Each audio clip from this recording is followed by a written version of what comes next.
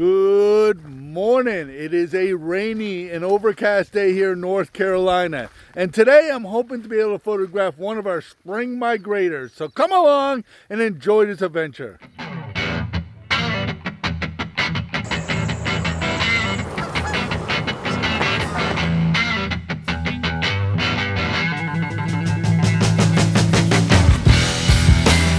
Well, it is May and the migration is in full swing.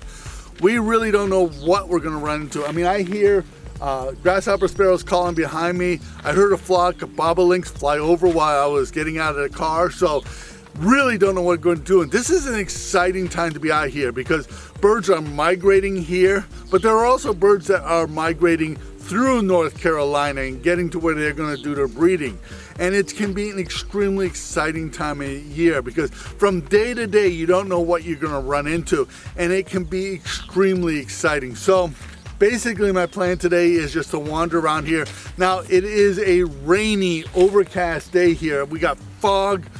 All the elements for bad photography are here, but there's also potential for a really good image here. So I gotta be patient. I'm gonna try and focus on getting as close and intimate as I can with the birds, but I'm just gonna stick it out and see what I find here.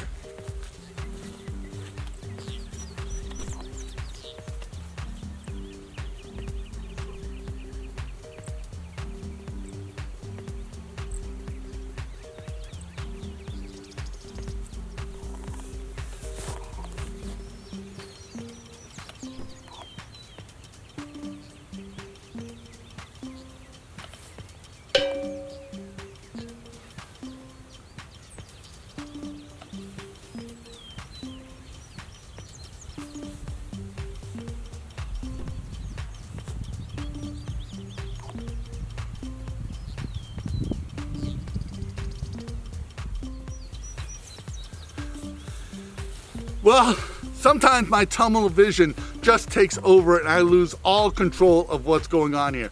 I could hear a grasshopper sparrow calling. I knew it was close, and I thought it was in this evergreen tree here. And I'm looking at trees, trying to study it, see if I could find it, and I couldn't find it. And then I began to think it was behind this tree here in the field here. Now this high grass is perfect habitat for grasshopper sparrows in their nest here. And I couldn't find it. And then I just kind of scooted over a little bit to the right there, and he was right behind this tree on the fence here. They are an incredibly beautiful bird. They're a very small bird here, and they're a skulker. They like to be low. They like to be in these grassy fields here, looking for, as the name implies, they eat a lot of insects like grasshoppers and crickets and things like that. And this bird here is heavily preyed upon by raptors, so it's a skulker. It also is a victim of parasitic birds like the brown-headed cowbird. Will lay its egg in the nest of a grasshopper sparrow or a field sparrow, and the parasitic bird will kill the nestmates, and the parents will raise the brown-headed cowbird. This can happen to as many as 80% of the first nest of both the field sparrow and the grasshopper sparrow. So I'm very excited to get this image here. They're a beautiful bird. He's in his breeding colors. It's very, very exciting. So if these images are any good, here they are.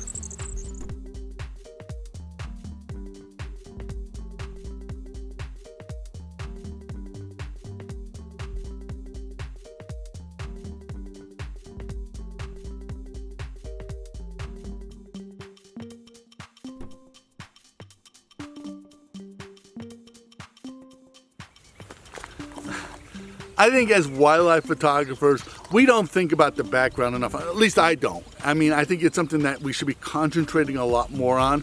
So like if I was to photograph a bird up on a branch or a tall tree with this gray sky behind it, it'd be such a distraction to the image that it would just take away from it. So with that in my mind here, I'm thinking that this wheat back here has been sprayed to be harvested, and it's all dead and it's got this golden yellow color. So if I can get a bird up on a branch or something with that yellow coming up behind it, I think that'd be a real positive image here. Now I do have to watch myself about being too cluttery and that kind of stuff, but I think with that little bit of distraction, with the, not so much a distraction, I think the yellow will add to the image. I just gotta get the birds to cooperate with me and hop up on a branch so that I can take a picture of them with there. But I think that can be done as long as I stay on this side of the road here and I kind of keep my eye open for what's available and just focus on it, because the birds are here and they're very, very active. They're getting really, really active. So I think I'll be able to do that. But I'm thinking really hard about this yellow background here.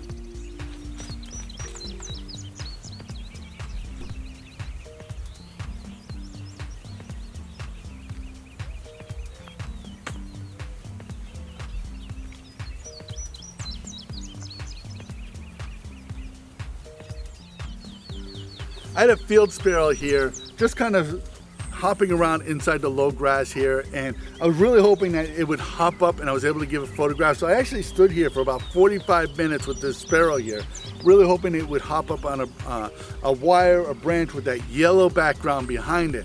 And I was beginning to get the feeling I need to think about moving on, see if I can find another bird that I can photograph. But I was so convinced this is the perfect place to photograph this bird here that I was going to get away with this image here. And I think I invested a little bit too much time on it. But anyway, he was doing nothing. You can actually hear him singing right now. But all of a sudden, a second field sparrow started to sing about 20 yards away from us. And this one just freaked out, started singing, hopping up on branches, giving me the opportunity to take those images I was thinking that I needed to take with the background I was really hoping I would get. So if these images are any good, here they are.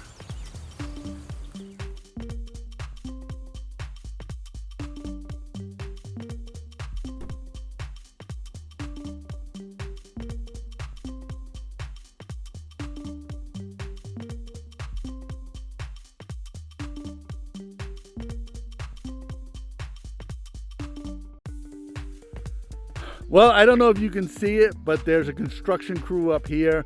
I just talked to one of the guys who drove down the road. They're going to regrade this road here, and that's going to really affect the birds. So I think I'm going to end the video here. That field sparrow is still singing like there's no tomorrow there. He's right here next to me. Actually, there's one over here and one right here. This is incredibly exciting. So I want to thank you for watching. If you got anything out of the video, please give it a thumbs up. Please subscribe to the channel because that really helps us in the YouTube world. Become Patreon supporter. Your support allows us to keep doing this. My name is Leahy, and thank you for watching.